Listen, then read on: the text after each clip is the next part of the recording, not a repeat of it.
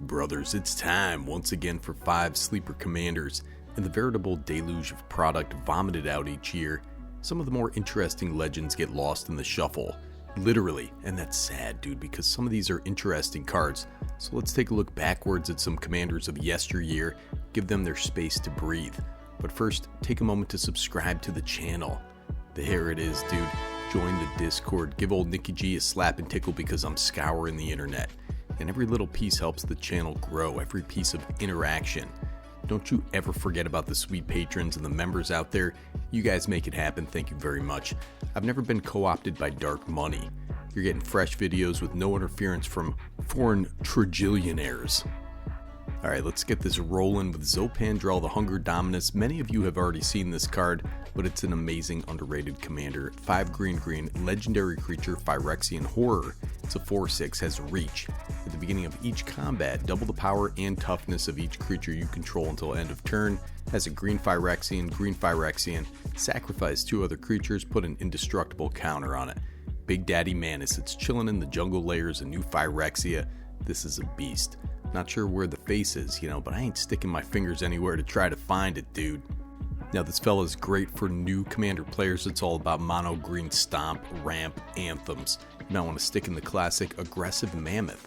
So that's 6 mana, 3 of it green for a creature. Elephant, it's an 8/8, has trample. Other creatures you control have trample. Very simple card. Take a look at this guy, Old One Eye. 5 and a green for a legendary creature, Tyrannid. It's a 6/6 with trample. Other creatures you control have trample, and when it enters, create a 5/5 green Tyrannid creature token.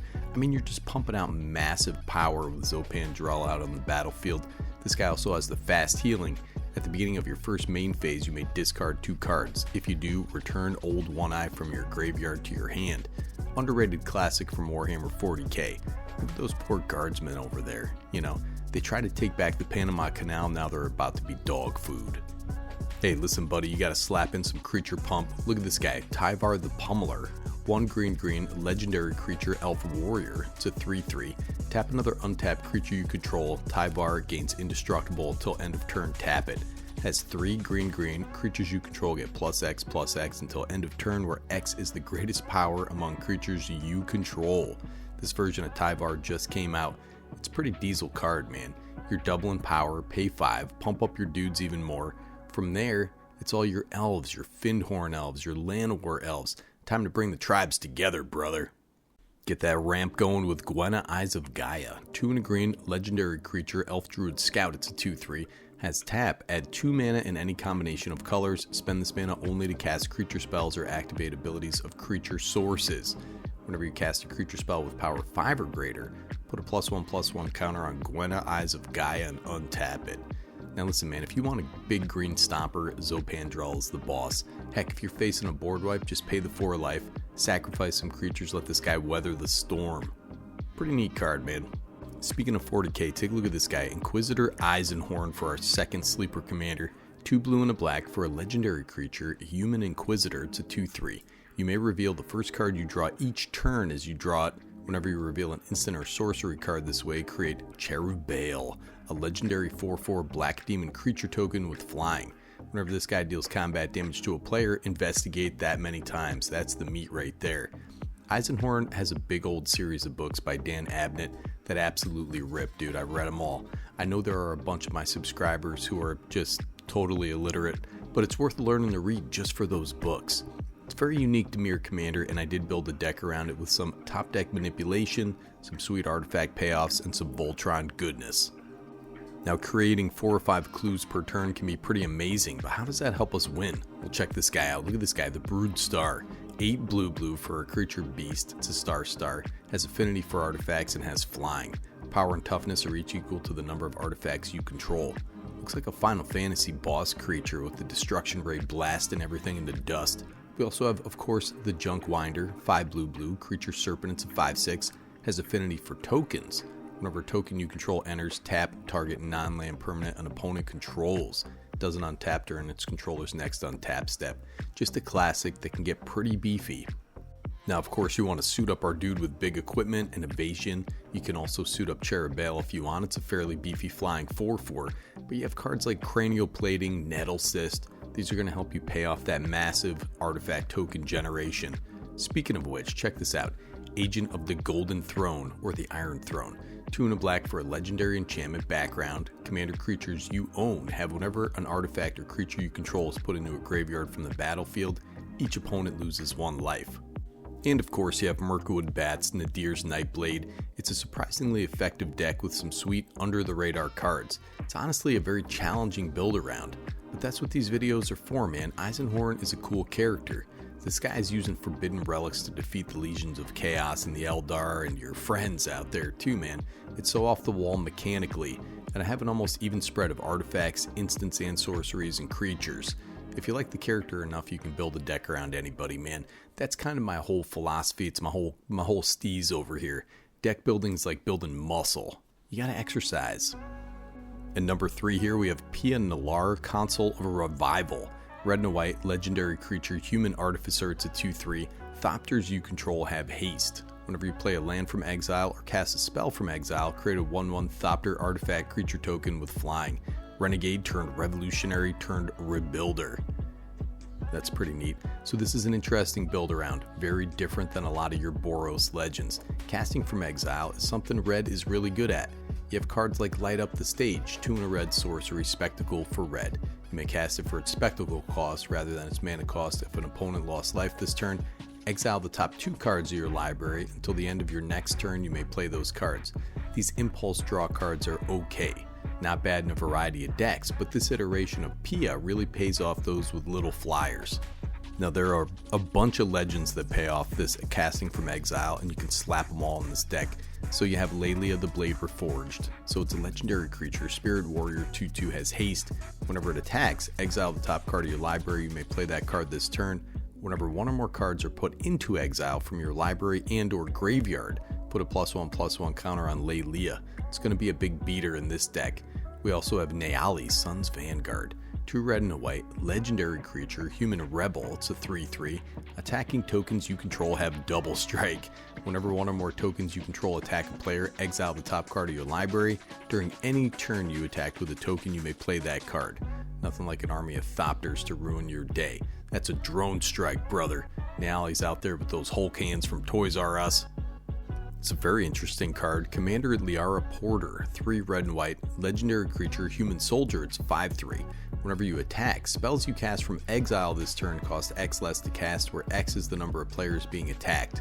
Exile the top X cards of your library. Until end of turn, you may cast spells from among those cards, man. It's a pretty neat card out there. A little pricey for a 5/3, but it's a great draw engine. You're also making lots of tokens, hopefully. So how about some old school Metalcraft with Jor Kadeen the Prevailer? So he has first strike, he's a 5/4, has Metalcraft. Creatures you control get +3/+0 as long as you control 3 or more artifacts. 3 artifacts is basically nothing, man. That's 2 Thopters and a Signet, dude. Then this guy is an 8/4 with first strike, and your go wide Thopters are 4/1s. Wait, what do we want weak weenies, dude? We want more pump, baby. How about Sentinel Sarah Lions? 3 red and a white, legendary creature, human knight. It's 4/4, has haste. As long as an artifact entered the battlefield under your control this turn, creatures you control get +2/+2, has battalion. Whenever this and at least 2 other creatures attack, Sentinel Sarah Lions deals damage equal to the number of artifacts you control the target player.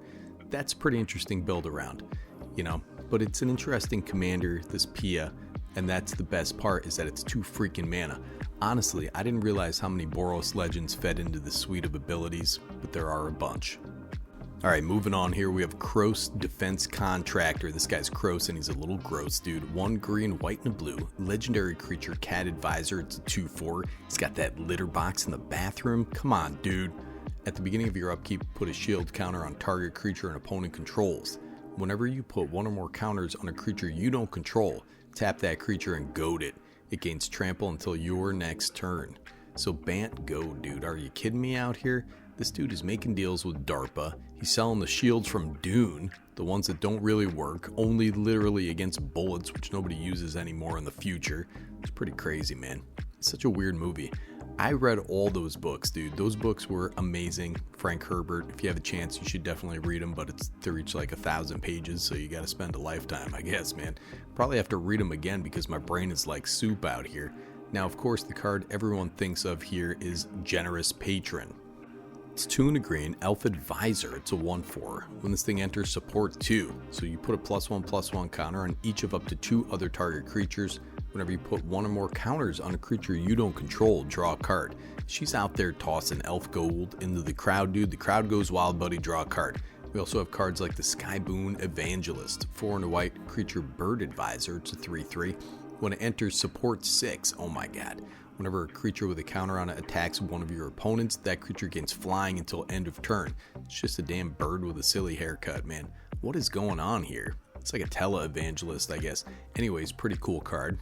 Now you want cards that help you control the flow of combat. Nils, Disciplined Enforcer, 2 and a white legendary creature, human cleric, it's a 2/2. At the beginning of your end step, for each player, put a +1/+1 counter on up to 1 target creature that player controls. Each creature with 1 or more counters on it can attack you or planeswalkers you control, unless its controller pays X, where X is the number of counters on that creature.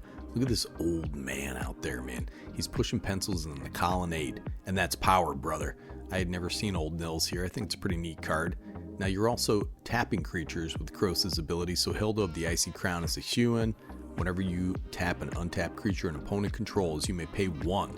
When you do, choose 1. Create a 4/4 white and blue elemental creature token.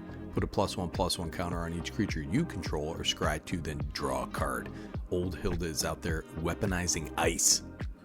She's an ice agent, if you think about it. Shield Broker, 3 blue, creature Octopus Advisor, it's a 3/4. When it enters, put a shield counter on target non-commander creature you don't control. You gain control of that creature for as long as it has a shield counter on it.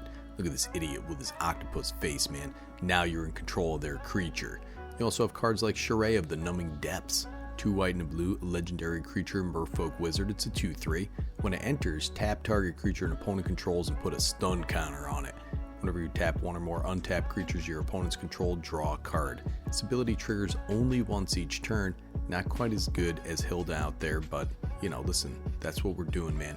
And of course you have Willbreaker, 3 blue, a human wizard, it's a 2/3.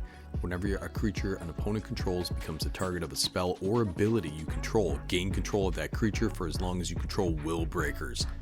And Willbreaker says, master your hole, or I shall shut it for you.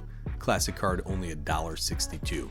Honestly, I'd build a little theft sub-theme in the old Kros here. Goes with the defense contractor title out there.